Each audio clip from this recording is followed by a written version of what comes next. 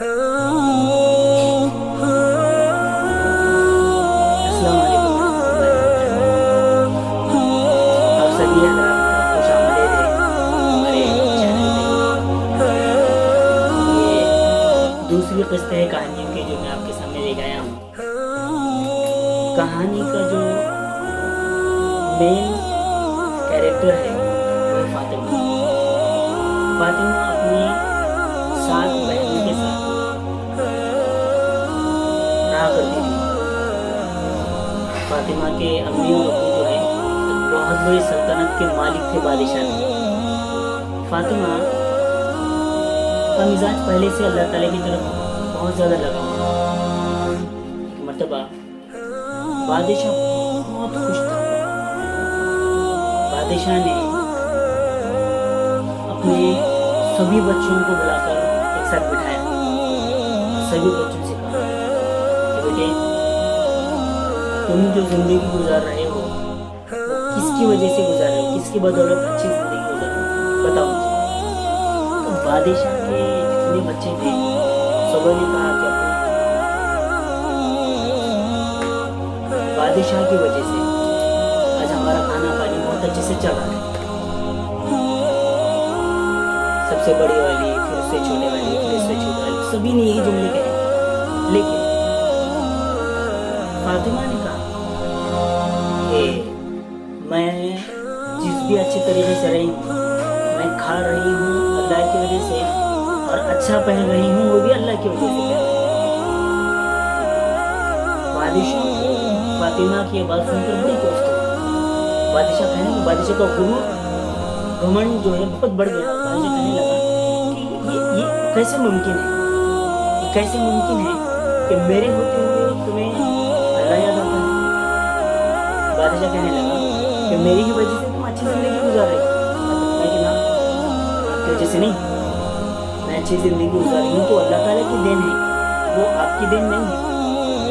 بادشاہ نے کہا اچھا تو یہ بات ہے، لیکن آپ جو ہے میری سلطنت سے نکل جاؤ، پھر دیکھیں گے کہ آپ کو کھانا اور اچھا سا پہنا کپڑے کون دیتا ہے۔ بادشاہ کے اس طور پر کہنے کے بعد فاطمہ تیار ہو گئی۔ تو بادشاہ سلامت نے فاطمہ کے سبھی اچھے سے کپڑے وغیرہ سب ان سے چھین لیے اور ایک پرانا پہناوا دے کر بادشاہ نے فاطمہ سے کہا کہ آپ یہاں سے چلی جاؤ، اب ہم دیکھیں گے کہ کیسے اللہ جو ہے آپ کا ساتھ دیتے ہیں اور آپ کیسے جو ہے اللہ کے دیے کو کھاتے ہیں اور اللہ کے دیے ہوئے کپڑوں کو پہنتے ہیں۔ فاطمہ کا یقین چونکہ اللہ کے اوپر بہت زیادہ تھا، فاطمہ نے کہا کہ ٹھیک ہے میں چلی جاتی ہوں۔ تو فاطمہ پرانا سا کپڑا لے کر چلی گئی اور فاطمہ کو چھوڑنے کے لیے کوئی دور تک آیا نہیں۔ فاطمہ جنگل میں چلی گئی۔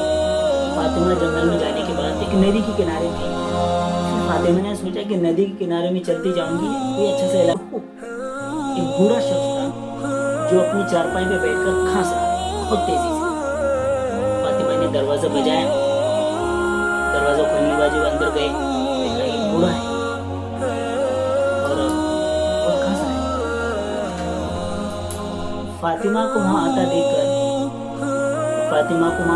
اس بوڑھے نے کہا کہ بیٹے تم یہاں کیسے آئے ہو، اس بیابان جنگل میں تو کوئی انسان آتا جاتا نہیں ہے، آپ کیسے یہاں؟ خیر فاطمہ نے پوری کہانی سنائی۔ تو بوڑھے نے کہا کہ بیٹے میں اس بیابان جنگل میں اکیلے رہتا ہوں، اگر آپ چاہیں تو آپ میرے ساتھ یہاں پہ رہ سکتے ہیں۔ فاطمہ نے کہا کہ مجھے کوئی آپتی نہیں، میں رہنے کے لیے تیار ہوں۔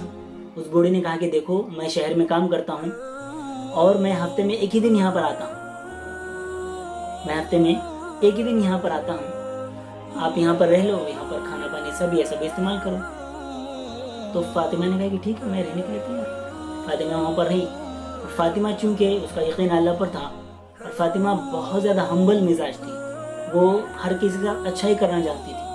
فاطمہ جو ہے اس کا معمول یہ تھا کہ اس کے پاس ایک بکری تھی، وہ روزانہ اس بکری سے دودھ نکالتی اور اس بکری سے دودھ نکالنے کے بعد ایک پیالہ خود پی لیتی اور دوسرا جو پیالہ ہوتا وہ اسے دروازے کے باہر رکھ دیتی کہ کوئی اگر ایسا جانور آیا جو دودھ پی سکتا ہے تو اسے پی لے۔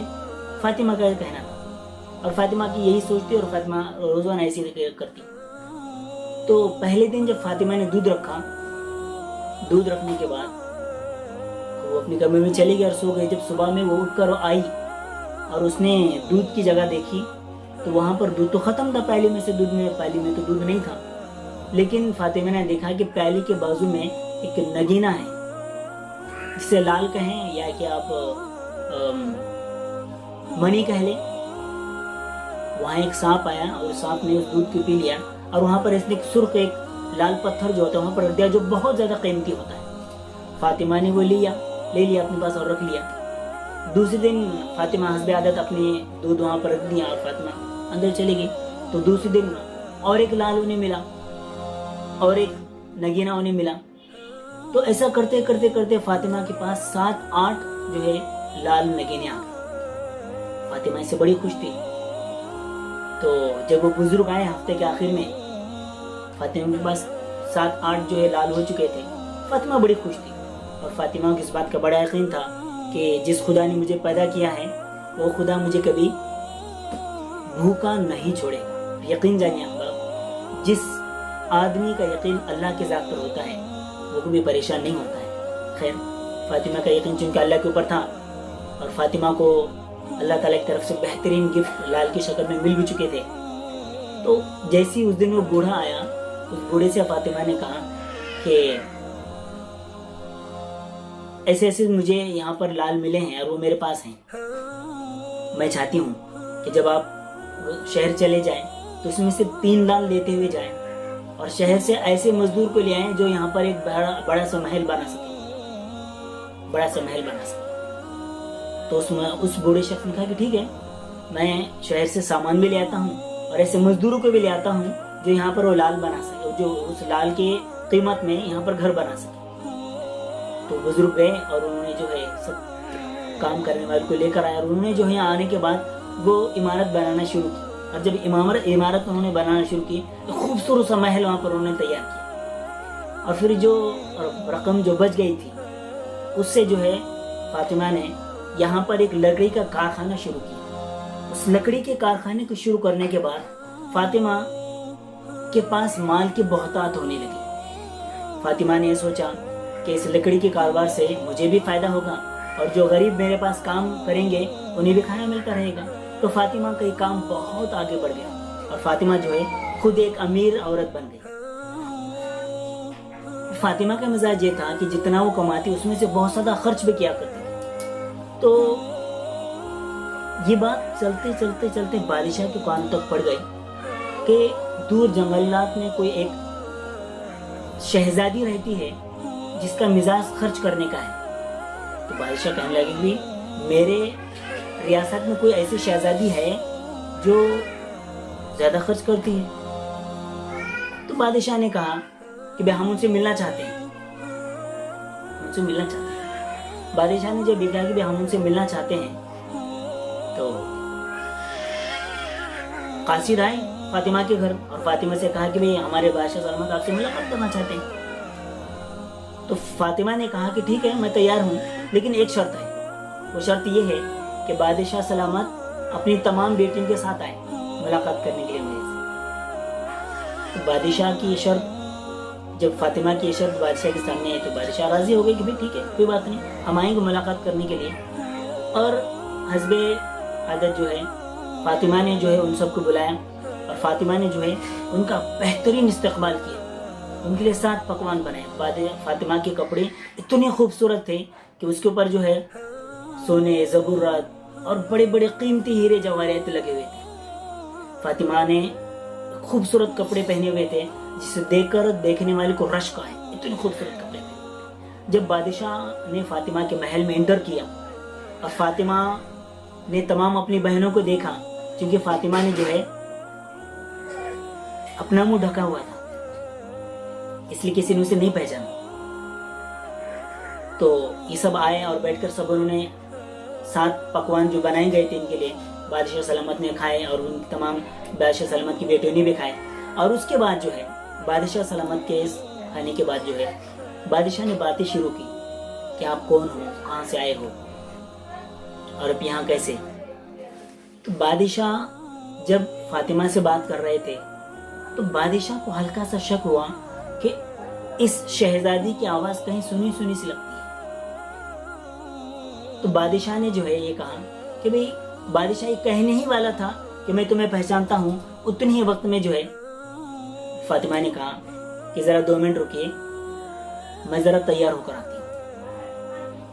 فاطمہ کی یہ بات سن کر بادشاہ بھی حیران رہا اور وہ تمام بہنیں جو فاطمہ کی تھی وہ بھی حیران ہو گئی کہ اتنی زیادہ تو سجی ہوئی ہے، اور کیا سجے گی، اور کیا سجے گی.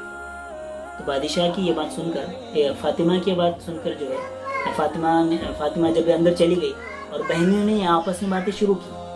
فاطمہ اپنے کمرے میں گئی اور فاطمہ نے وہی پرانا پھٹا کپڑا پہنا اور وہ پہن کر اپنے والد کے سامنے آئی اور کہا کہ ابو جان، آج میں آپ کی وہی فاطمہ ہوں جس فاطمہ کو آپ نے اپنے گھر سے یہ کہہ کر نکالا تھا کہ یہاں سے چلی جا، میں دیکھتا ہوں کون تجھے کھانا دیتا ہے اور کپڑے دیتا ہے. آج دیکھیے ابو جان، آپ میرے پاس کیا مملکت ہے، آج میں کس بڑے کنگڈم کے مالک ہوں. اور اس بات کو بہت بتاتی ہے کہ کوئی ذات ہے جو مجھے بھی پالتی ہے اور آپ کی بھی پالتے ہیں. ابو جان، آپ بھی ایک بادشاہ ہیں، آپ کے اوپر بھی ایک حاکم ہے جو آپ کا بھی مالک ہے اور میرا بھی مالک ہے. تو خیر، اس بات کے بعد بادشاہ نے اپنی بیٹی سے کہا کہ بیٹی فاطمہ چلیے اب اپنے گھر. تو فاطمہ کہتی ہے کہ نہیں ابو جان، اب میں نہیں آؤں گی، کیونکہ جس ماحول میں میں رہ رہی ہوں وہ ماحول اور وہ مزاج وہ اور یہ جگہ وہ ہے جو اللہ نے خود مجھے دی ہے. میں چاہتا ہوں کہ یہاں سے سبوں کا فائدہ ہو. تو بادشاہ جو ہے اپنا سا چھوٹا منہ لے کر چلا گیا اور بادشاہ کی بات سمجھ آ گئی کہ پالنے والی ذات اللہ کی ہوتی ہے، بادشاہ کی ذات نہیں ہوتی ہے. بادشاہ تو بس ایک سبب ہوتا ہے جو غریب کو کچھ رقم دے دے اور اس کی اپنی زندگانی گزارنے. تو ابھی تمام واقعے سے آپ اس بات کو سمجھ چکے ہوں گے کہ دنیا میں جتنی بھی حرکتیں ہوتی ہیں، جو بھی معاملات ہوتے ہیں، یقیناً اللہ رب العزت کی طرف سے ہوتی ہیں اور اللہ تعالیٰ ہی پوری دنیا کو چلاتے ہیں. امید کرتا ہوں کہ آپ کو یہ واقعہ بہت اچھا لگا ہوگا اور آپ سبھی حضرات سے گزارش کرتا ہوں کہ اس واقعے کو سنیے، شیئر کیجیے اور خوب سمجھیے.